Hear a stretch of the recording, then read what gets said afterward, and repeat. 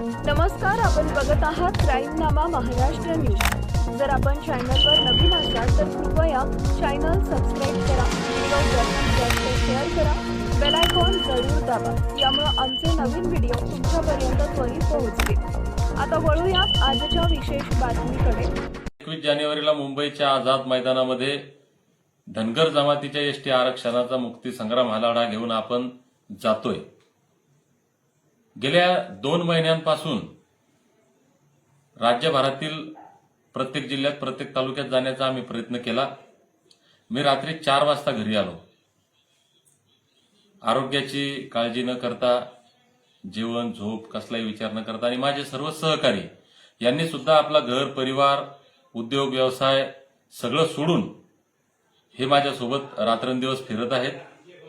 आता बऱ्यापैकी आमचा दौरा झालेला आहे। ज्या भागात आम्ही पोहोचू शकलो नाही त्यांना त्यांची दिलगिरी व्यक्त करतो की आम्ही तुमच्यापर्यंत पोहोचलो नाही म्हणून नाराज होऊ नका। तुम्ही दीपक बोराडे म्हणून तुम्ही प्रत्येक गावात जाऊन तुमच्या गावात काय नियोजन करायचं ते करा आणि या लढ्यामध्ये ताकदीने उतरा।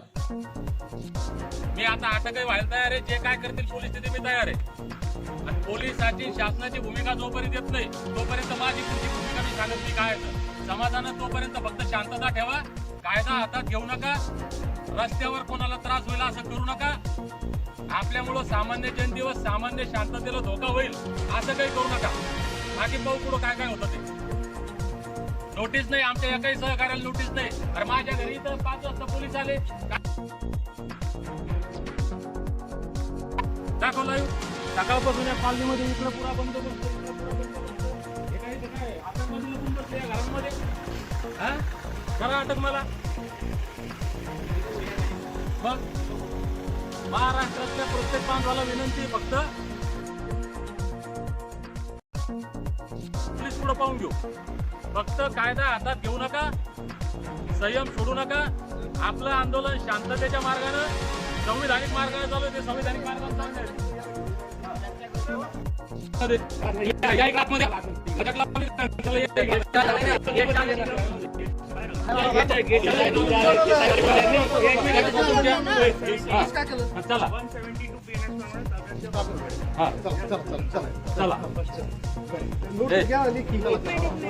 पोलीस माझ्या घरी येऊन घेऊन चालले महाराष्ट्र।